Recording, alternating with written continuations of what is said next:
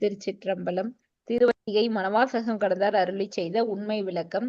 நேத்திக்கு ஆஹ் குருவாகிய நம்ம மெய்கண்டார் தேவநாயனார் கிட்ட ஒரு முக்கியமான கேள்விய மணவாசகம் கடந்தார் அவர்கள் கேட்டிருந்தாங்க. அது என்ன அப்படின்னு சொன்னாக்கா 24வது ஒரு நிமிஷம் நான் யார் அப்படிங்கிற ஒரு கேள்வியை கேட்டிருந்தாங்க. அதாவது இப்ப நானு இந்த பேரு தான் நானுன்னு நினைச்சிட்டு இருந்தேன். இந்த வீடுதான் என்னதுன்னு நினைச்சிட்டு இருந்தேன். இப்ப அது எல்லாமே இல்லைன்னு சொல்லிட்டீங்க. எல்லாமே கடவுள் கொடுத்தது, எல்லாம் கருவிகள் தான், கரணங்கள் தான் அப்படின்னு சொல்லிட்டீங்க. அப்படின்னா நான்ற ஒரு பொருள்ங்கிறது என்னதான் இருக்கு அதுல அப்படிங்கிற ஒரு கொஸ்டினை கேட்டாரு. 24வது கேள்வியில கேட்டிருந்தாரு. இப்ப 25 இன்னைக்கு நம்ம பார்க்க இருக்கோம். ரொம்ப முக்கியமான ஒரு விடை. நன்றா உரைக்க கேள், நல்ல சித்தின் முன் அசித்து இங்கு ஒன்றாது, சித்து அசித்தை ஓராது நின்று இவற்றை அன்றே பகுத்து அறிவது ஆன்மாவே என்று மறை குன்றாமல் ஓதும் குறித்து. இந்த இடத்துல ரொம்ப அழகா சொல்லிட்டாங்க. இது மறைகள்ல சொல்லப்பட்டு இருக்கிற விளக்கத்தை நமக்கு மெய்கண்ட தேவநாயனாரும் நமக்கு எடுத்து சொல்றாங்க. அது என்ன அப்படின்னா, நல்ல சித்து அப்படின்னா அறிவு பொருள்னு அர்த்தம். அசித்து அப்படின்னா அறிவற்ற பொருள், அதாவது ஜட பொருள்னு அர்த்தம். நல்ல சித்தின் முன் அசித்து இங்கு ஒன்றாது. அதாவது நல்ல சித்து அப்படின்னா அறிவுடைய பொருள் அப்படின்றது யாருன்னா இறைவன்கிற ஒரு பொருள் மட்டும்தான். அந்த அறிவுடைய பொருள் கூட அறிவற்ற பொருள் எதுவும் சேராது. ஓகேவா? இப்ப வந்து என்ன சொல்றது, ஆஹ் அது போய் அதுல ஒட்ட முடியாது. இறைவன் கிட்ட போய் ஒட்ட முடியாது. இப்ப ஒரு வெளிச்சம் இருக்கிறப்ப இருள்ங்கிறது தெரியுமா? தெரியாது இல்லையா? சூரியன் வந்ததுக்கு அப்புறம் அந்த இடத்துல எங்கேருந்து இருள் இருக்க போகுது? இருக்காது. அதனால நல்ல சித்து அப்படிங்கிறது இப்ப இது நீங்க வெளிச்சமா பாக்குறீங்க, அறிவா பாருங்க. இப்ப அறிவா பார்க்கும் பொழுது எல்லாம் ஒருத்தவனுக்கு தெரிஞ்சிருக்கிறப்ப ஒரு விஷயத்த பத்தி இப்ப இந்த உலகத்தை படைச்சது அவன், இயக்குறது அவன். நாளைக்கு என்ன நடக்க போதும்னு தெரியும், இன்னைக்கு நடக்கிறதும் தெரியும். அவன்கிட்ட போயிட்டு அவன் எதையா சார்ந்து இருக்கணுமா? கிடையவே கிடையாது. அவனுக்கு எல்லாமே தெரியும்.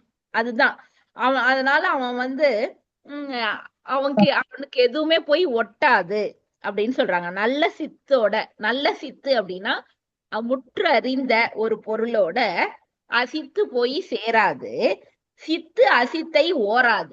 அதே மாதிரி இறைவனுக்கு அந்த ஜட பொருட்களோட உதவி அப்படிங்கிறது தேவையில்லை. ஜட பொருளை சார்ந்து இருக்கணும் அப்படிங்கிறது அவசியம் இல்லை. அவன் சங்கல்பம் மாத்திரத்திலேயே அவன் என்ன செய்யணுமோன்னு நினைச்சு அவன் செஞ்சுடுவான். சார்ந்து இருக்கணும்னு அவசியம் இல்லை. இப்ப நமக்கு இந்த உடம்பு அப்படிங்கிறது ஜடம். இந்த உடம்ப சார்ந்துதான் உயிர் இருக்கு. ஆனா அவனுக்கு நமக்கு ஏதாவது ஒண்ணு செய்யணும். இப்ப கடவுள் நமக்கு முன்னாடி தோன்றும்னா இந்த உடம்புக்கு எடுத்து பிறப்பு எடுத்து அவன் வந்துடணும்னு அவசியம் கிடையாது. அவன் சங்கல்ப மாத்திரத்துல அவன் நினைச்ச ரூபத்தை எடுத்துக்கிட்டு அவனால வர முடியும். அதுதான். ஆனா ஏன் நான் கூப்பிட்டப்ப எனக்கு கடவுள் வர மாட்டேங்கிறாரு அப்படின்னு நம்ம யாராவது வெதண்டாவதமா கேட்டா அதுக்கு நம்ம என்ன பதில் சொல்ல முடியும்னா, அதற்கான தவம் அவர்களுக்கு இல்லைன்னு தான் சொல்லணும். நமக்கு நம்ம கூப்பிட்ட நேரத்தை இப்ப திருஞான சம்பந்த பெருமான் ஒரு கேட்கிறாரு, கேட்ட உடனே இறைவன் அதை கொடுக்கிறாரு இல்லையா? ஏன்னா அந்த தவம் அவர்கிட்ட இருக்கு.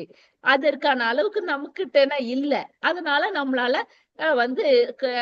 அவரை ரீச் பண்ண முடியல. இப்ப சிக்னல் அப்படின்னு ஒண்ணு இருக்குல்ல. இப்ப நீங்க இப்ப நம்ம இங்க இருந்து இன்னொருத்தவங்கள்ட்ட பேசினா அந்த அதுக்கும் சிக்னல் இருக்கணும். அப்பதான் உங்களால பேச முடியும். அத மாதிரி நம்ம இறைவன் கிட்ட நம்ம கேட்கக்கூடிய ஒவ்வொரு விஷயத்துக்கும் நம்ம தவம் இருந்தா மட்டும்தான் அவன் நமக்கு அதற்கான அருகதைன்னு சொல்லுவாங்க, தகுதின்னு சொல்லுவாங்க இல்லையா? அந்த தகுதி நமக்கு இருந்தாதான் நமக்கு அதை அவன் கொடுப்பான். அவனுக்கு அவனால எல்லாமே முடியும். இருந்தாலும் நமக்கு ஒண்ணு கிடைக்கணும்னா அதுக்கான தவம் நம்ம ஈட்டணும். இப்ப பார்வதி தேவியே தனக்கு ஒண்ணு வேணும்னா என்ன செய்யறாங்க? தவம் பண்றாங்க.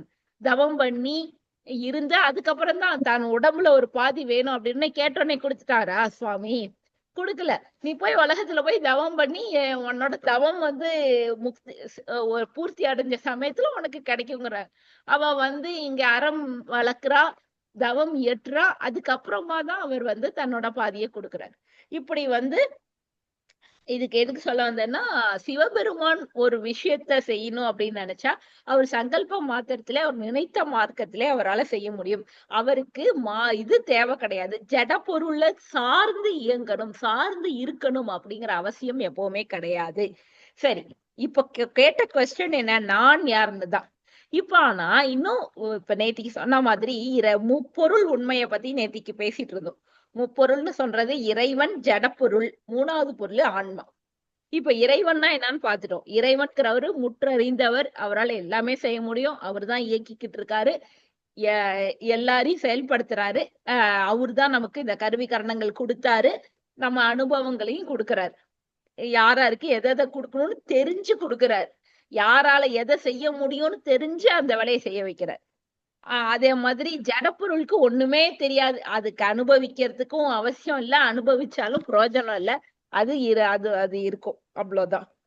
இப்ப இந்த ஆன்மாவானது எப்படிப்பட்டதுன்னு சொல்றாங்கன்னா, இவற்றை அன்றே பகுத்து அறிவது ஆன்மாவே. இப்ப சிவன் இது ஒரு உண்மை பொருள் அப்படின்னும், இது ஜட பொருள் அப்படின்னும் பகுத்து அறிந்து கொள்வதுதான் ஆன்மா.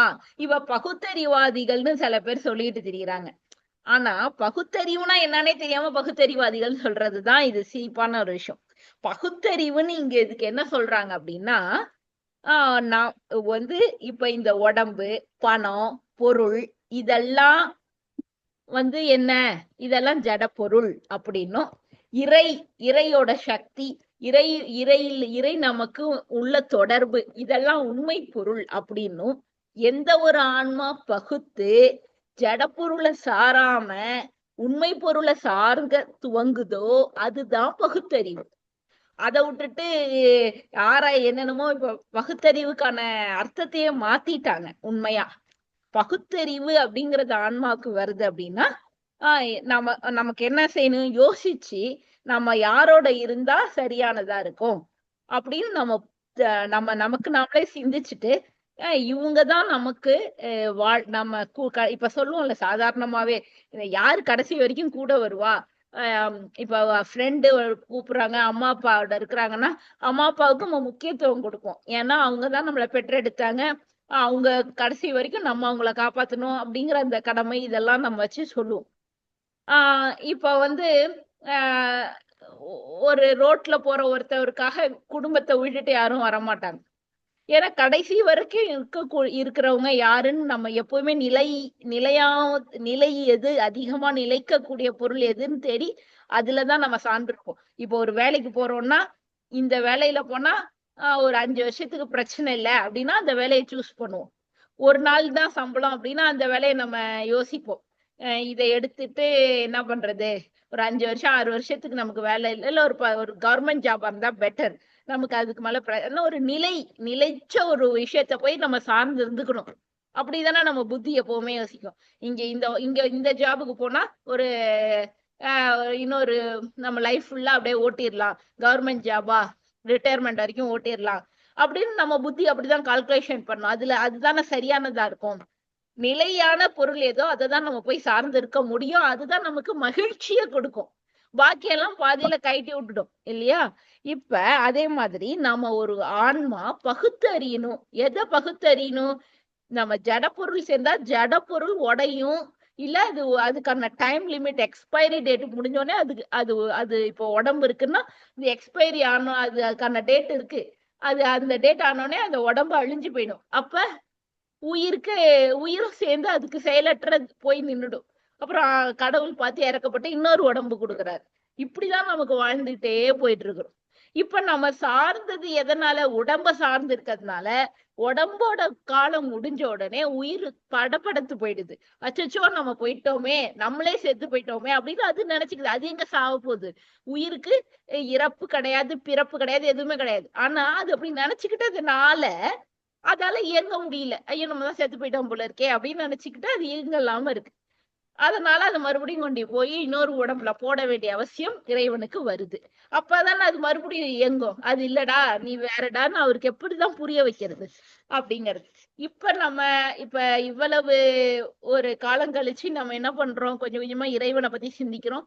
இப்ப நம்ம இறை பொருள்னு ஒண்ணு இருக்குங்கிறத உணர ஆரம்பிக்கிறோம். இப்ப நான் இந்த உடம்பு இல்ல அப்படின்னு தோணுச்சுன்னா, அந்த கடைசி நிமிடம் வரும்பொழுது கூட இந்த உடம்ப பிரியறதா அது அதுல வந்து ஒரு அத வந்து ஒரு ஒரு பெரிய கஷ்டமா இருக்காது. ஏன்னா, இந்த உடம்புங்கிறது ஒரு சட்டை தானே. இந்த சட்டைய விட்டா நமக்கு கடவுள் நமக்கு நம்ம திருவாசகம் படிக்கிறோம். அதிலே அவர் சொல்லுவார், எனக்கு வந்து தகுதி இருந்தா உன் கால்ல சேர்த்துக்கோ. இல்லாட்டி என்ன வேற ஏதாவது ஒரு பிறவியில போடு. வேற என்ன பண்றது? அப்படின்னு. அது மாதிரி நமக்கு வந்து அ தகுதி இருக்கிற பட்சத்துல, அதுக்கான தவம் இருக்கிற பட்சத்துல, இறைவன் கண்டிப்பா நம்மள அவரோட திருவடியில சேர்த்துப்பாரு. அந்த மகிழ்ச்சியான நிலையான பொருள் கூட நம்மளால சேர்ந்துக்க முடியும். எல்லாருக்குமே கவர்மெண்ட் ஜாப்ல போடணும்னு ஆசை தான். ஆனா எல்லாருக்கும் கிடைக்குதா? கிடைக்க மாட்டேங்குது இல்லையா? அதுக்கான முயற்சியும், அதுக்கான தகுதியும் இருக்கிறவங்களுக்கு கிடைச்சிடுது. சோ அது மாதிரி தான். நம்ம அதை நோக்கி நம்மளோட பயணத்த துவங்குனா, கண்டிப்பா வெற்றியும் நிச்சயமா கிடைக்கும். சோ இப்ப வந்து ஆன்மாவோட தன்மை ஒரு நிலையான பொருளை சார்ந்து இருந்து கொள்வது அப்படிங்கிறது தான். அதுதான் நம்ம இந்த இடத்துல நம்ம புரிஞ்சுக்க வேண்டியது. சோ இப்படி பகுத்து அறிவதுதான் ஆன்மா.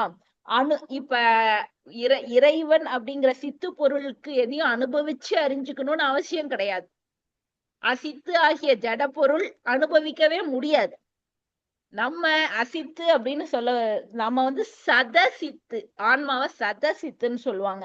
அது என்ன பண்ணும்னா வந்து ஃபர்ஸ்ட் ஜட பொருளை அனுபவிக்கும், அது ஜடம்னு புரிஞ்சுக்கும்.